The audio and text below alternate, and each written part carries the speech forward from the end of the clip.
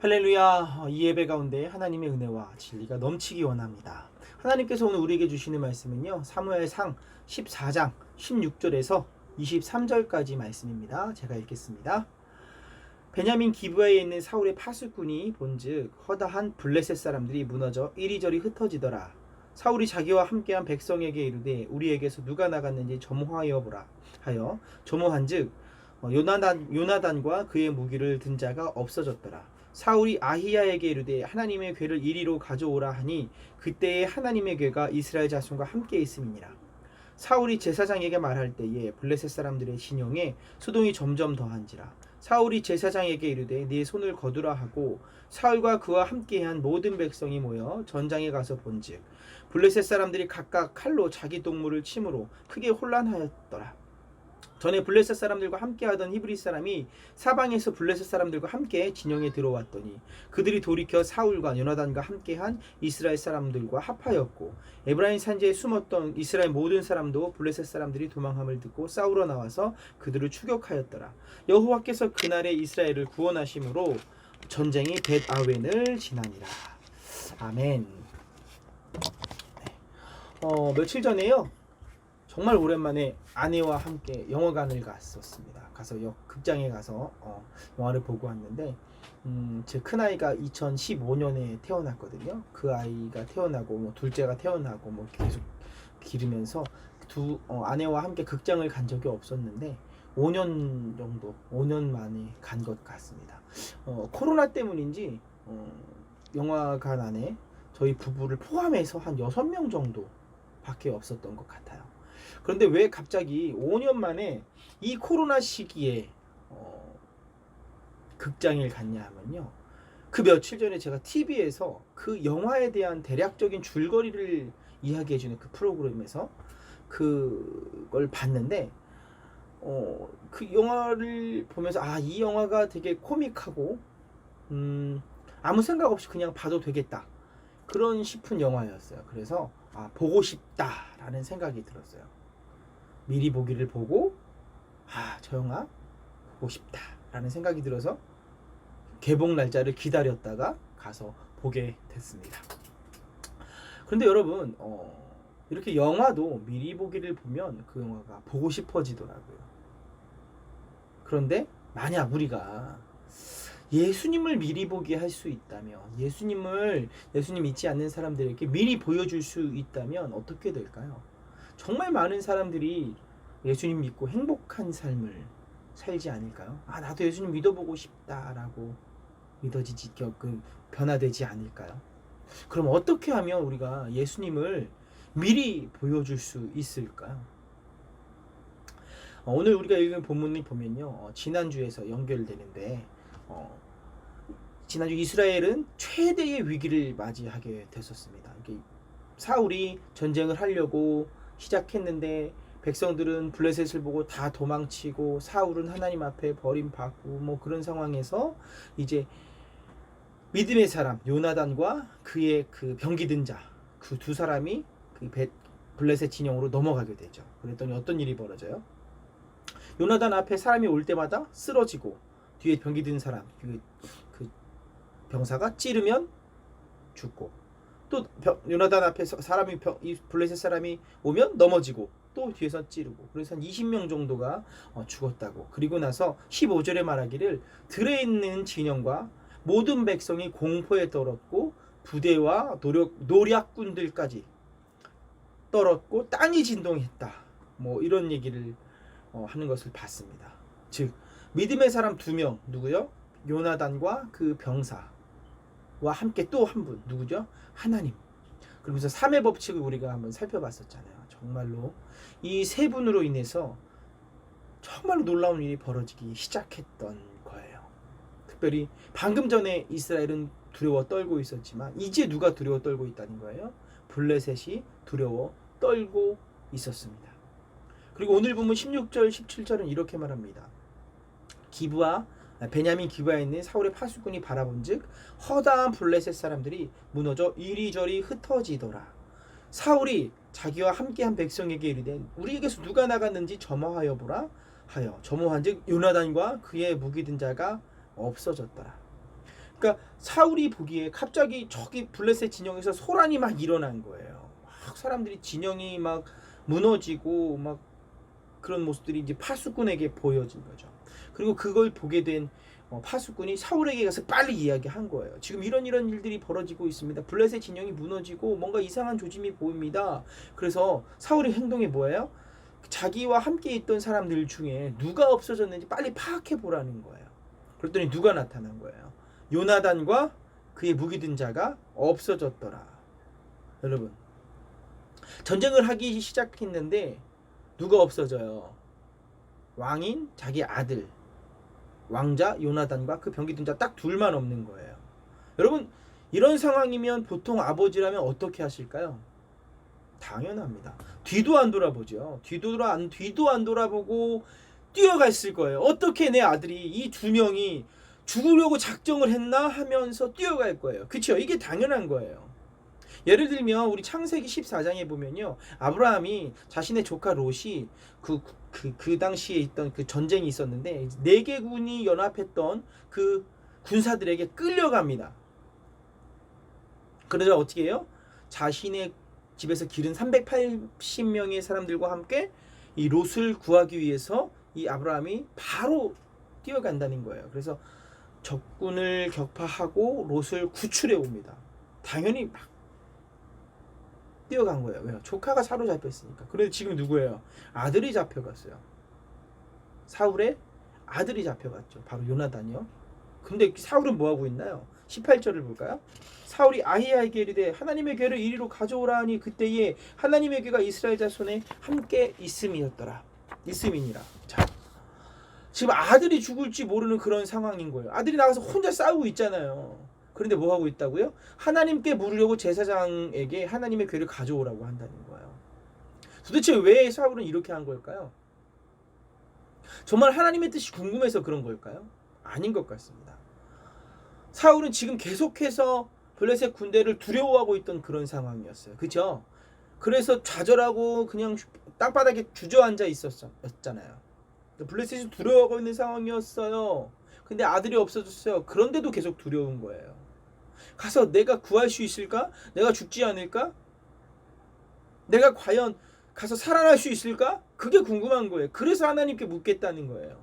두려움에 빠져서 자신의 아들이 거기 가 있는데 내가 요나단의 아버지라는 그런 사실을 잊어버린 거예요. 내가 누구인지 모르는 거예요. 여러분, 제가 만약 지금 제 아들이 그렇게 됐다면 그렇게 어떻게 했을까 생각해 봤습니다. 가서 이길 수 있을까 질 수 있을까 이런 거 생각 많이 못했을 것 같아요. 아니, 지는 게 확실해도요, 아마 아들이 있는 곳으로 갔을 것 같아요. 왜요? 죽어도 같이 죽자 하지 않았을까요? 왜요? 아들 죽고 나 혼자 살면 뭐 하겠습니까? 눈앞에서 아들이 죽었는데 나 혼자 살아나면 무슨 의미가 있냐는 거예요. 가만히 있지 않았겠죠. 아마 여러분들의 부모님 모두가 다 그러실 거예요. 분명 여러분이 어려움 당하면 가만히 있지 않으실 거예요. 그런데 오늘 사울은요, 그렇게 해요, 안 해요? 안 해요. 두려움에 빠져서 내가 누구의 아버지인지, 내가 누구인지, 이스라엘의 왕인지 아닌지, 요나단의 아버지인지 아닌지 그냥 그 사실을 잊어버린 거예요. 내가 누구인지 모르고 있는 거죠. 우리가 앞서 살펴봤지만요, 요나단은요, 자기가 누군지를 알고 있어요. 나는 하나님의 백성이야. 하나님은 우리에게 약속하셨어. 모든 사람이 절망 가운데 있을지라도 하나님의 약속을 믿고 저들과 싸우면 내가 이길 거야. 왜? 하나님이 나랑 함께 하시니까. 하나님이 승리하게 하실 거야.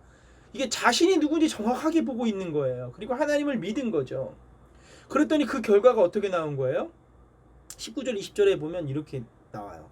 사울이 제사장에게 말할 때 블레셋 사람들의 진영이 점점 소동한지라 사울이 제사장에게 이르되 네 손을 거두라 하고 사울과 그와 함께한 모든 백성이 그 전장으로 가게 됩니다. 가서 본즉 어때요? 블레셋 사람들이 각각 칼로 자기 동물을 침으로 크게 혼란하였더라 라고 말하고 있습니다. 처음에는요, 요나단 앞에 와서 그냥 푹푹 쓰러지던 사람들이 이제는 어때요? 자기들끼리 손을 치고 죽이고 서로 자기들끼리 싸우고 있는 거예요. 참 기가 막힌 일이 벌어진 거죠. 정말 놀라운 일이 벌어진 거예요. 왜? 어떻게요?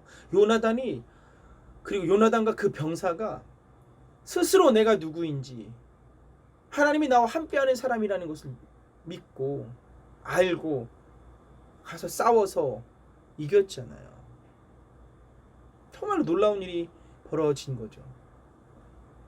그걸 좀 더 자세히 설명하는 부분이 21절, 22절입니다. 어떤 일이 있었냐면요. 보세요. 전에 블레셋 사람들과 함께하던 히브리 사람이 사방에서 블레셋 사람들과 함께 진영에 들어왔더니 그들이 돌이켜 사울과 요나단과 함께한 이스라엘 사람들과 합하였고 에브라임 산지에 숨었던 이스라엘 모든 사람도 블레셋 사람들이 도망함을 듣고 싸우러 나와서 그들을 추격하였더라.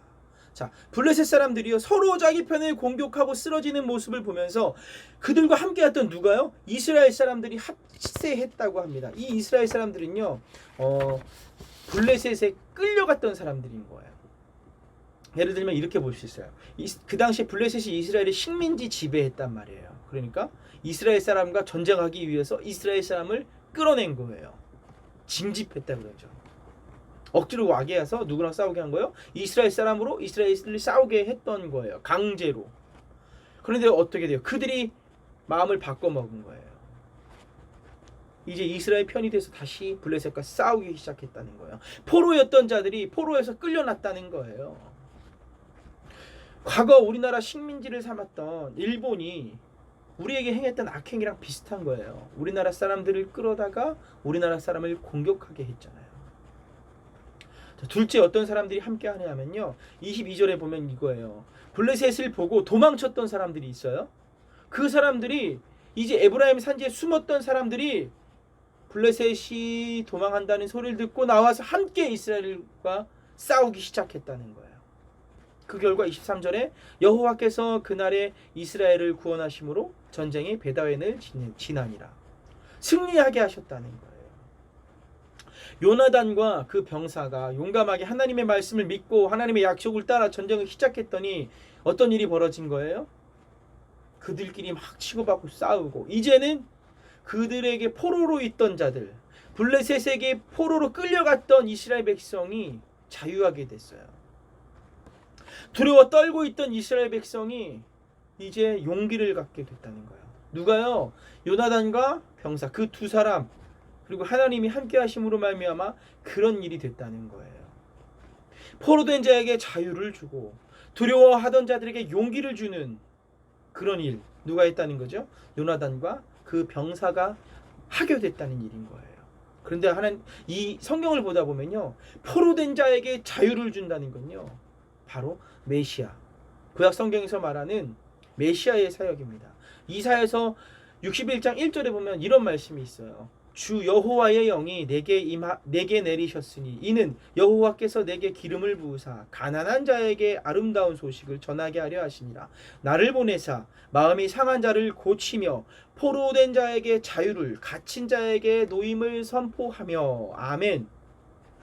이 이사야서 61장의 예언은요 누가복음 4장 17절 21절에 보면 완벽하게 예수님이 성취하십니다. 예수님이 직접 얘기하세요. 내가 이 일을 성취하러 온 그 메시아다. 내가 하나님의 아들 예수 메시아다. 그리스도다. 자, 요나단과 병사가 행했던 그 일들 포로된 자에게 자유를 주고 두려워하는 자들에게 용기를 정말로 마음이 상한 자, 두려움에 빠졌던 자, 슬픔에 빠져있던 자를 위로하고 갇혔던 자들을 놓이게 하는 그 일을 누가 했어요? 요나단과 병사가 했다는 거예요. 그게 누가 하실 일이라고요? 예수님이 하실 일이라는 거죠. 하지만 사울은 그렇게 하지 못했어요. 그는 이스라엘의 왕이었지만 이스라엘을 구원해야 되는 위치에 있었지만 자신이 누군지도 모르고 무엇을 해야 되는지도 모르고 두려움에 빠져서 약속도 믿지 못하고 자신의 일을 자신이 해야 할 일을 하지 못했던 것이죠. 즉 내가 누구인지 내가 하나님께 어떤 약속을 받은 사람인지 무슨 일을 해야 하는 사람인지 알고 있어야 한다는 거예요. 여러분 우리가 누군가요? 여러분은 누구십니까?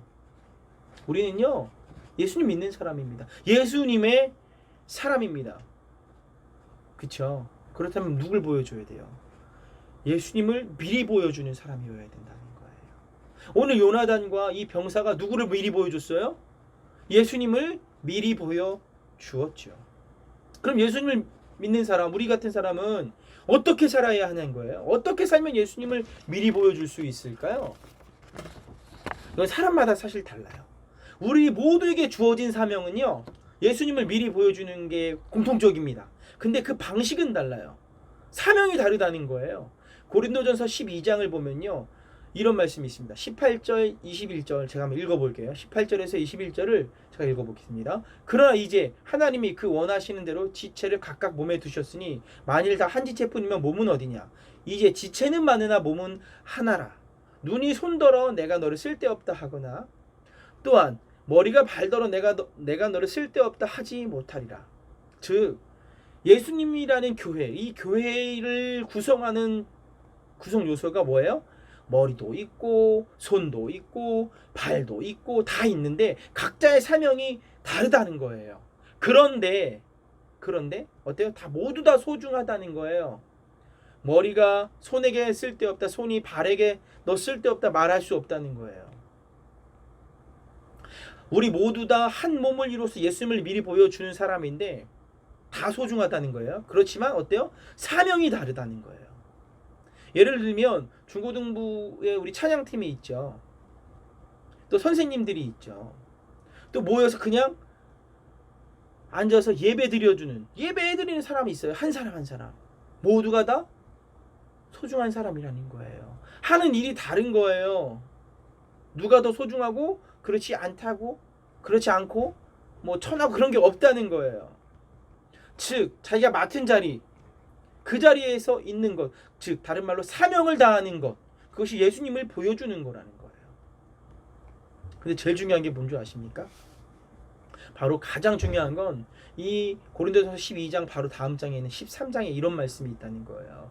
내가 내게 있는 모든 것으로 구제하고 내 몸을 불사르게 내어줄지라도, 이건 내게 맡겨주신 사명을 내가 다 하고 최선을 다할지라도, 이런 말인 거예요. 이어서 뭔지 아세요? 사랑이 없으면 내게 아무 유익이 없느니라. 그러니까 내가 다 잘해요. 교회 와서도 다 잘하고 뭐 일도 잘하고 뭐 하여튼 뭘 맡겨주고 다 최선을 다하는데 그 마음속에 뭐가 있어야 돼요? 사랑이 있어야 된다는 거예요.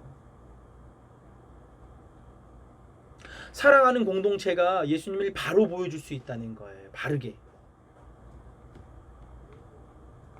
서로 손이 머리 보고 쓸데없다 그러고 머리가 발더러 쓸데없다 그러고 발이 손더러 쓸데없다 그러고 막 서로 이렇게 다투는 공동체는 예수님을 바로 보여줄 수 없다는 거예요. 네가 오라 내가 오라 서로 다투고 누가 더 중요해 말하는 그런 공동체는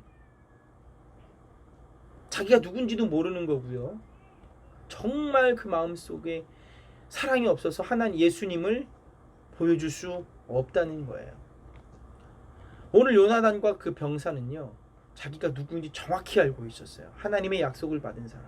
그리고 맡은 자리에서 최선을 다했어요. 한 사람은 왕의 아들이었고요. 한 사람은 그저 그 뒤를 따라가는 이름 없는 병사였어요. 근데 그 두 사람을 통해서 예수님의 일을 미리 보여줬어요. 포로된 자에게 자유를 주고요. 두려워 떠는 자에게 용기를 주었어요.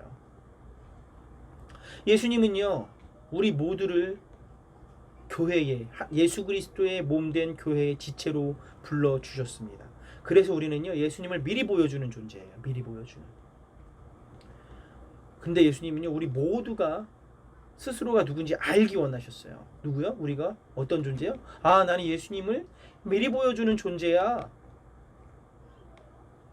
그러면서 어때요? 얼굴이 손보고 비천하다, 천하다 할 수 없다는 거예요.